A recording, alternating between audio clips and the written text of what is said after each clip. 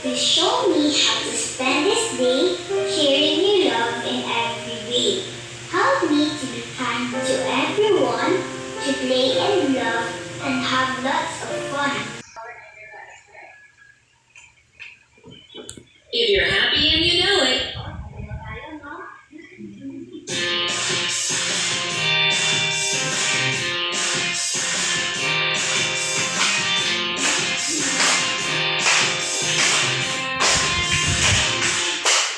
if you're happy and you know it, clap your hands.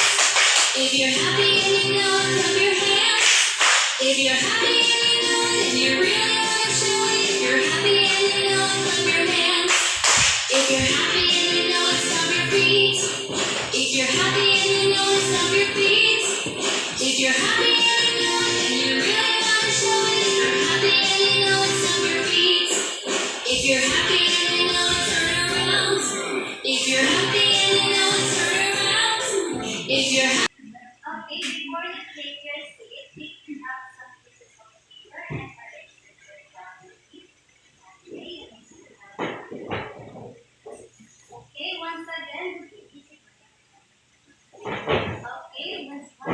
good morning, class. Good morning. Okay, how are you today? Kamusta naman kayo? Okay, that's good to hear, no? So, now let us check your attendance. Who is absent today? Okay, that's good to hear. No one is absent. Okay. Now, class, in this classroom, I have 3 rules. My first rule is, if everybody read, observe silence. Yes, we're going to observe silence, meaning I want you to keep quiet. Why? Because my rule number 2 is, everybody read, listen to the teacher. Yes, you're going to listen to me because I will give you an instruction and also for you to learn. No? That's why you are here. Okay, my third rule is, somebody, raise your hands if you want to answer. Yes, if you want to answer, just raise your hand. So don't answer in chorus. Understood? Yes. Okay, thank you. And here is our scoreboard. No? Every correct answer, I will put the star on the scoreboard. One. And every star is equivalent to 5 points. And whoever got the highest score will receive a chocolate. One will receive a chocolate. Yes. Okay. Now, before we move on to our new topic, let's have our recap first. Okay. What was our topic yesterday? Anyone? Okay, yes. Parts of the body. Yes, parts of the body. Can you give me an example of parts of the body? Anyone? Yes. Nose. Yes. Can you point where is nose? Where is your nose? Nose. Where's your nose? Okay. What is the purpose of our nose? Para makahinga. Yes. Another next. How about you? Yes. Eyes. Can you point where is your eyes? How many eyes do we have? 2. What is the purpose of our eyes? Para makita. Yes. Thank you.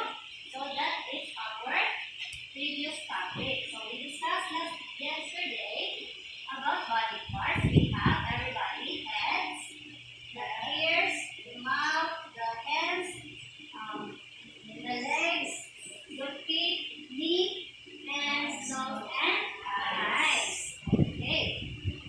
Now, class, I have a question. I know.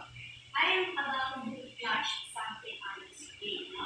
All you have to do by the help of your vision or your eyes, please tell me what you observe in this picture. What did you see in the picture? Anyone? Yes? Okay. Yes, can you give me an example? Star. Yes, can you, yes, correct, Can you give me an object that has a star shape? Ano may star shape? Eyes, yes, correct. Maybe about the bodies.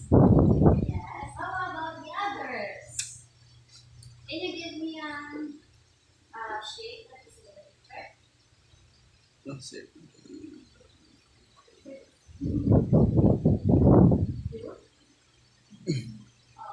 Can you give me an example of object that has its oblong shape? Okay, so that is Arjan. Oh, gosh, really got it out. Yes, yung ulam natin yan, araw-araw pa. Ano budget? Okay. So, my question, class, is, what do you think we can create?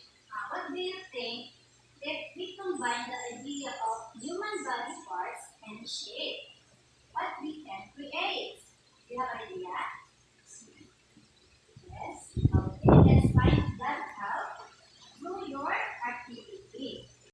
So the materials I have here printed shapes and the glue. And then for the mechanics, step one, of course, I will distribute the materials to you.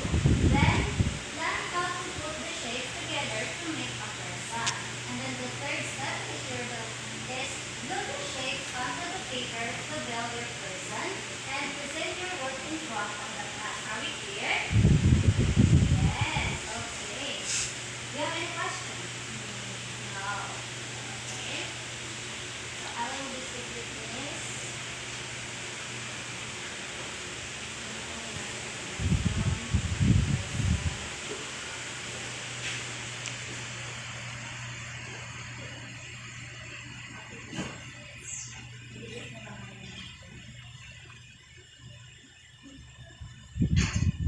Okay, for you to finish the activity, I'll give you 5 minutes. And the 5 minutes will start now. Because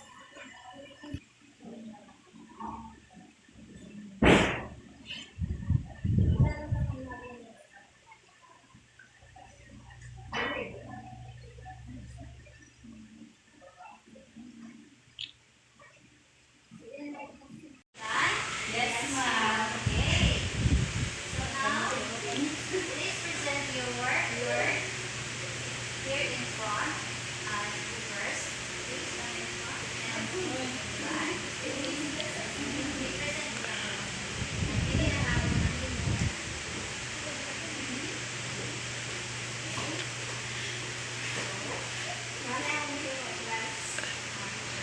Big hands to the group one.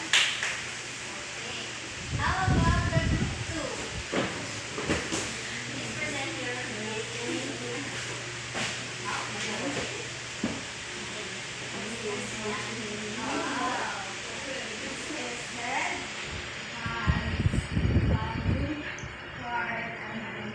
Yes, thank you. Very good. Big hands to group two.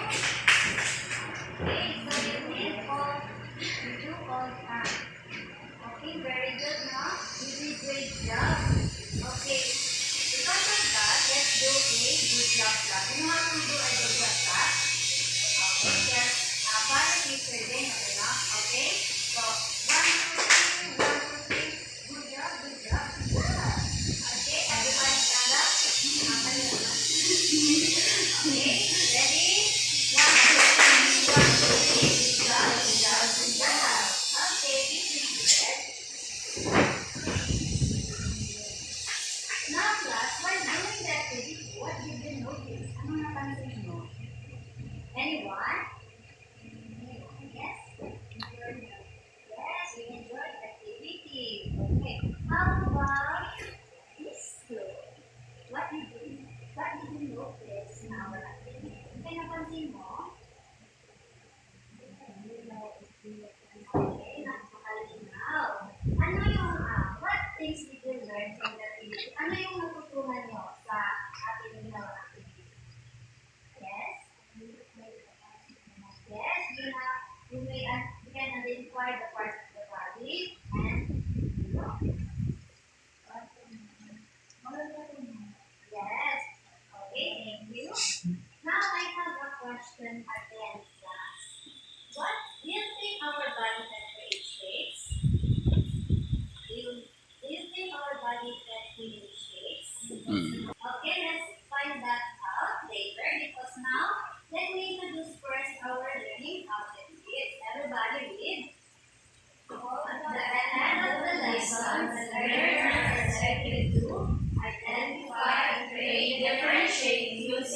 different parts of their body, demonstrating various shapes, manipulating their body, and appreciate the importance of teamwork and collaboration. Now, class, to answer my question earlier, I have here a video presentation, no? That connects to our topic. So all you have to do is to watch and pay attention. Are we clear? Yes. Thank you. Now let's play this video.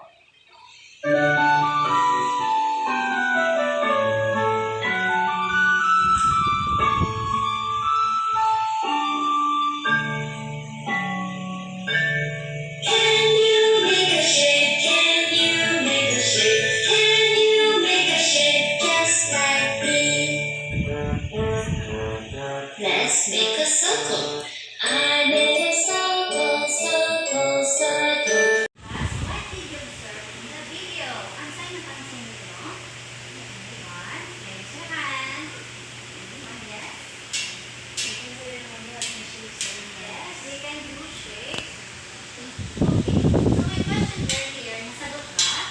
That our body can create shapes? Yes. Yes. And that will be our topic for today. Our topic is all about creating shapes with our body. So our body can create shapes, no? And those shapes such as, first is we have circle. So in order to to draw or to make a circle shape using our body, we have three steps here. So our first step is stand straight, so everybody stand. Okay, let's do a shape. Okay. The second step is place your hands on your waist. First your waist. Okay. Then rotate your waist in a circular motion. Ayan. Okay, that is the circle. Circle that creates by our body. Next is oval. So the first step is stand up straight. So I'm naka-stand up naman ka. So the second step is straight both arms sideward. Okay, so this hand sideward. I forgot. And then rotate them clockwise and counterclockwise. Okay, that is how we do the oval shape. Next, we have triangle. Again, the first step is stand up straight. Stand up muta. The second step is raise your hand upward. Upward. Then bring your fingertips and together and touch above your head. Okay, that is the star shape using our body parts. And another, we have heart shape. Okay, the second step is raise your arms. Then point the fingertips of your finger towards your head. Okay, very good. That is the heart shape that can create our body. Now, class, I have a bonus. Okay, check it. I have a bonus round. Why do you need bonus round? Because we're not going to stick on the module that I have researched. So we, as a student, we need to be creative or innovative. So instead of using those shapes, you can create, for example, circle. You can create just like this. Right? That's a circle, right? Alright? Yes, ma'am. Next, we have triangle. So, in case, instead na mag-galong-galong pa tayo, we can easily form a triangle using this. Okay. Another, the heart shape, no? Instead mag-galong-galong tayo, easy way is to do this. Okay. Did you understand, class? Yes, ma'am. Yes. Okay. Okay, can you give me a shape part? Okay, very good.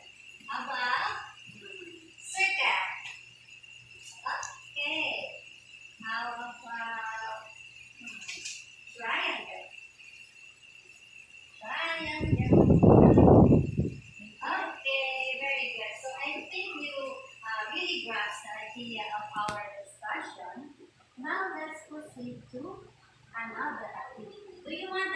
activity again? Yes. So, my activity called Road and Twist Shape Edition. So, parang stop dance, no? Ano, pag mag-play ako ng video, when I play the video, all you have to do is move or dance around while the music plays. But when the music stops, the student will freeze. So, titigil tayo, then the teacher will show a shape. And you're going to, and you will form it using your body. Okay. Pag nag-stop yung music, tataas ko to, I will raise this, then we're going to form. But this time, our main discussion earlier is we can easily do the action by our own lang. Parang tayo-tayo lang, di ba? What if try natin using, what if we try natin with partner? Okay? So instead na magamit lang, we created how to form a circle or any shape with your partner. Understood? Yes. Okay. This, everybody stand up.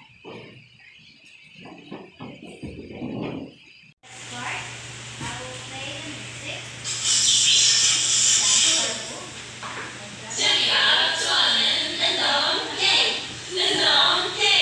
Game start!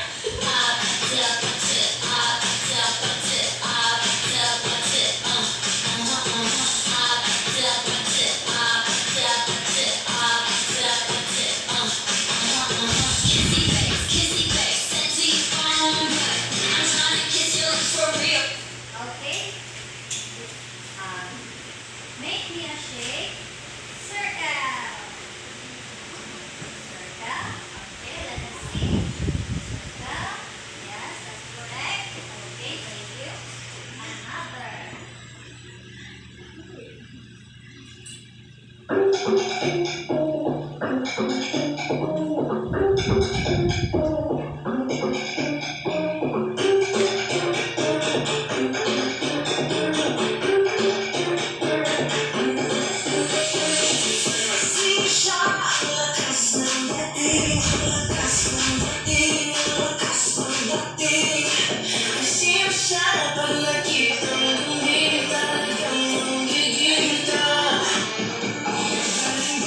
Do me a triangle shape. Triangle. Yes, correct. Yes, correct. Thank you. Another.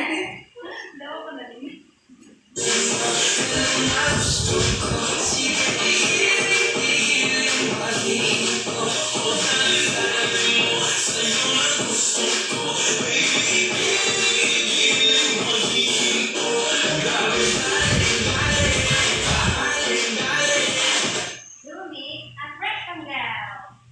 Rectangle. Okay. I think yes. I think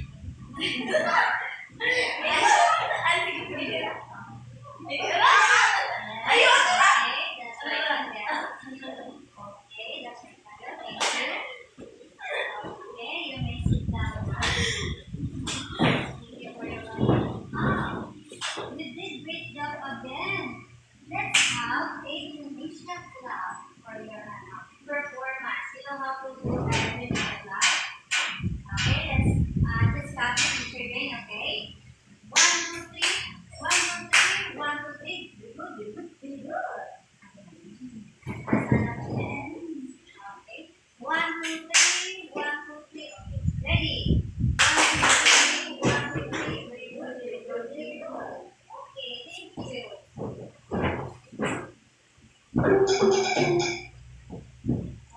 Okay. Now class, based on our activity, which is better, no? To do the shape alone, ikaw lang mismo gagawa, or with your partner. Okay, raise your hand if you want to answer. With partner. With partner, why? Why?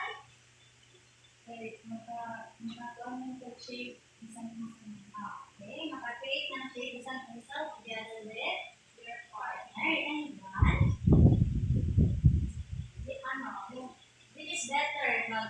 shape ka ng ikaw lang or with your partner. With your partner. Yes, thank you. So, making shapes with your partner is mas makakadali, no? So, makakadali gumawa ng shape. So, para lang siyang body natin. Kapag nagtutulungan, mas makakadali ang ating gagawin. For example, meron kang bagay na kukunin. Tapos mabigat. Mahirap o madali? Mahirap. At sa mga ilan, mahirap. What if tumulong ang isa? Mahirap ba? Mahirap ba? Mas madali lang. So, yun ang ginawa ng kanina para mas mapabilis ang paggawa ng shape. So, kailangan natin yung tulong ng ating kasama o ng ating partner. At ang tawag doon ay the essence of teamwork and collaboration. Yung pagtutulungan din yung dalawa na para ma-achieve yung goal mo, para mas mapadali. Para mas mapadali yung gagawin natin, katulong ng ating partner, no? Kagaya ng hands, body parts na rin natutulungan para ma-achieve yung ating goal, lalo din sa teamwork, na para mas mapabilis. Now, I think you understand my topic.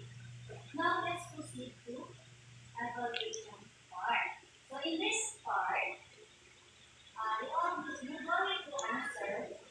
We'll have a quiz. We're going to answer this and the direction is with the pattern carefully and put a check mark on the shape as your answer. So, we're just going to answer this one.